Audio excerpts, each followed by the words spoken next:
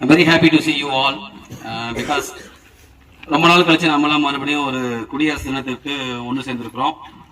முதலாவதாக பள்ளி நிர்வாகத்தினர் மற்றும் எனக்கு வழிதுணையாக இருக்கக்கூடிய எனது கைட் அவர்களுக்கும், எனது தோளுடன் தோள் சேர்த்து நிற்கும் எனது ஆசிரியர் பெருமக்களுக்கும், என் உயிரினும் மேலான என் மாணவ செல்வங்கள் அனைவருக்கும் என் முதற்கண் வணக்கத்தை தெரிவித்துக் கொள்கின்றேன். ஓகே, இன்னும் ரொம்ப வெயிலில் வேறு ரொம்ப அடிக்குது. உங்களுக்கு அடிக்கிறது எனக்கு ரொம்ப அடிக்குது. ஒன்றும் 5 minutes தான். ஏன்னா சில விஷயங்கள் மட்டும் நம்ம தெரிந்து கொள்ளணும். Why we are celebrating the Republic Day. Independent டேன்றது வேற, அதை நம்ம இன்னொரு நாள் பேசிக்கலாம். குடியரசு தினம் அப்படின்றது என்ன அப்படின்னாக்கா, நம்ம இப்போ 75வது குடியரசு தினத்தை கொண்டாடிட்டு இருக்கிறோம். ஸோ இந்த தருணத்தில் குடியரசுனா என்ன அப்படின்னாக்கா, ஸோ ஆப்ரஹாம் லிங்கன் சொன்ன மாதிரி government is of the people, for the people, by the people அப்படின்னு சொல்ற மாதிரி மக்கள் தங்களுக்காக ஒரு குடியரசு வச்சுக்கணும். அவர்கள் தங்களுக்காகவே ஒரு அரசை ஏற்படுத்திக் கொள்ளணும். குடிமக்கள் அவர்களுக்காக அவர்களே தங்களை ஆளுபவன் யாரு அப்படின்னு சொல்லி சூஸ் பண்ணக்கூடியதான் இந்த ரிபப்ளிக் டே. 1947 நமக்கு இண்டிபெண்டன்ட் கிடைச்சிருச்சு ஆகஸ்ட் 15. ஸோ அதுக்கப்புறம் நமக்கு நம்மள இந்தியன் கவர்மெண்ட் அவங்களுடைய அரசியல் அமைப்பு எப்படி இருக்கும் அப்படின்னு சொல்லி உலகமே நம்மளை பார்த்துட்டு இருக்கு. ஏன்னா பிரிட்டிஷுடைய கண்ட்ரோல்ல இருந்து முதல் நம்ம சுதந்திரம் வாங்கிட்டோம். வாங்கினதுக்கு அப்புறம் அப்ப இந்தியாவை பொறுத்தவரைக்கும் பாத்தீங்கன்னாக்கா 12 ஸ்டேட் இருந்துச்சு, 17 ப்ராவின்சஸ் மாகாணங்கள் இருந்துச்சு, 517 பிரின்சிபி ஸ்டேட் இளவரசர்கள் வச்சிருப்பாங்க பாருங்க, ஜமீன்தாரு சின்ன சின்ன ஊரா வச்சு ஆட்சி பண்ணிட்டு இருப்பாங்க. அந்த மாதிரி அத்தனை பிரிவுகள் இருந்துச்சு. அதாவது சுதந்திரம் பெற்ற பிறகும் இந்தியா அப்படின்ற ஒரு பேர்ல கிடையாது. கிட்டத்தட்ட 600 வகையான பெயர்களை கொண்டு அழைக்கப்பட்டு கொண்டிருந்த அரசாக இருந்துச்சு. அதை எல்லாத்தையும் ஒன்றாக இணைத்து வலிமையான ஒரு அரசு அமைக்கப்பட்டு அவர்களுக்குன்னு ஒரு பேரரசு, இட் மீன்ஸ் ஒரு அரசியல் அமைப்பு வேணும் அப்படின்னு சொல்லிட்டு இண்டிபெண்டன்ட் டேக்கு அப்புறம் நாம 2.5 வருடம் எடுத்துக்கொண்டோம். அது வரைக்கும் இந்தியா ஆரம்பிச்சிச்சா அப்படிங்கிற இந்தியா அப்படின்னு கிடையாது. அப்போ வரைக்கும் நம்ம ஊர்ல கவர்னர் ஜெனரல் மவுண்ட் பேட்டன் இருந்தாரு. He has the reporting authority.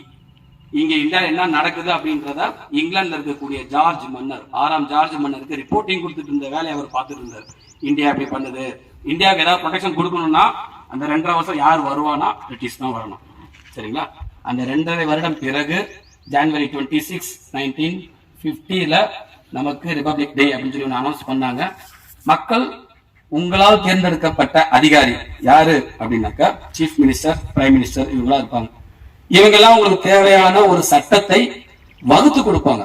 அந்த சட்டம் இந்திய அரசியலமைப்பிற்கு உட்பட்டு தான் இருக்குதா, மக்கள் உண்மையிலே பலம் அடைவார்களா, பலன் அடைவார்களா, அவங்களுக்கு பிளஸ்ஸா மைனஸா அப்படின்றதெல்லாம் யோசிச்சு ஃபைனல் அத்தாரிட்டி யார்கிட்ட இருக்குனாக்க குடியரசுத் தலைவர்கிட்ட தான் இருக்கு. அவர் தான் உங்களுக்கு வகுக்கப்படக்கூடிய சட்டம் எல்லாமே சரியானதா நியாயமானதா யோசிச்சு உங்களுக்கு சைன் பண்ணி கொடுக்கக்கூடிய அத்தாரிட்டி அவர்கிட்ட தான் இருக்கு.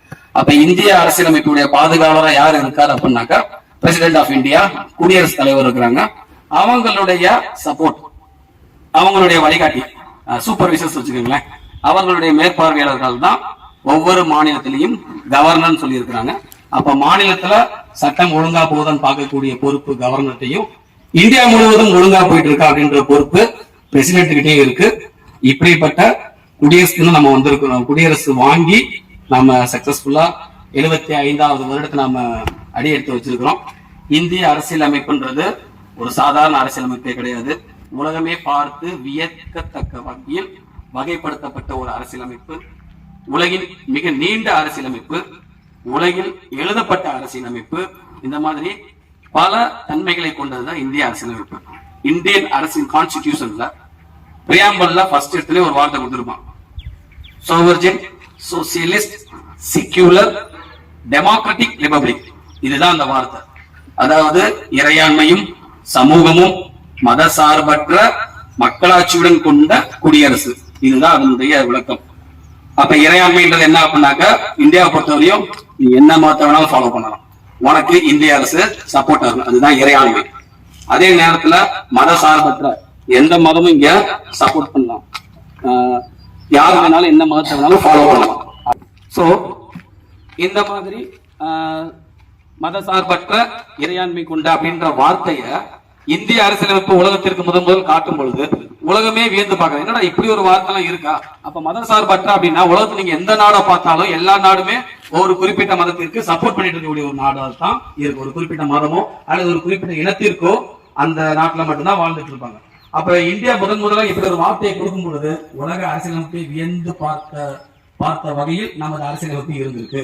அத்தகைய தினம் தான் குடியரசு தினமா கொண்டாடிட்டு இருக்கிறோம். ஏன் ஜனவரி 26 சூஸ் பண்ணாங்க அப்படின்னாக்க 1930ல பூர்ண ஸ்வராஜ், எங்களுக்கு 1930 எங்க சுதந்திரம் கிடைச்சிருச்சுடா அப்படின்னு சொல்லி காங்கிரஸ் அந்த டேட் அனௌன்ஸ் பண்ணாங்க. அதனால ஜனவரி 26 வந்து ஒரு ஹிஸ்டாரிக்கலா ஞாபகம் வச்சுக்கணும் அப்படின்றதுக்காக ரிபப்ளிக் டே அன்னைக்கு கொண்டாடிட்டு இருக்கோம். இந்த குடியரசு தினத்துல நீங்க உங்ககிட்ட நான் தாழ்மையுடன் கேட்டுக்கொள்ளக்கூடிய ஒரே அட்வைஸ், எப்ப எலெக்ஷன் நடந்தாலும் தயவு செஞ்சு காசு வாங்காதீங்க. உங்களுக்கு எலெக்ஷனுக்கு முன்னாடியே ஒரு சீட்டு கொடுப்பாங்க. அதாவது உங்க தொகுதியில யார் யார் போட்டிடுறாங்கன்னு சொல்லிட்டு ஒரு 18 பேர் 20 பேர் சுயேட்சை யார் வேணாலும் போட்டிடுவாங்க. முடிஞ்சபட்சம் அவங்களுடைய பேர் எல்லாத்தையும் படிச்சு பார்த்து அவங்களுடைய குவாலிபிகேஷன் என்ன, அவங்களுடைய பேக்ரவுண்ட் என்ன அப்படின்றத மேக்சிமம் அனலைஸ் பண்ணிட்டு உங்கள யாருக்கு பெஸ்டா தெரியறானோ அவனுக்கு உங்க ஓட்ட போடுங்க.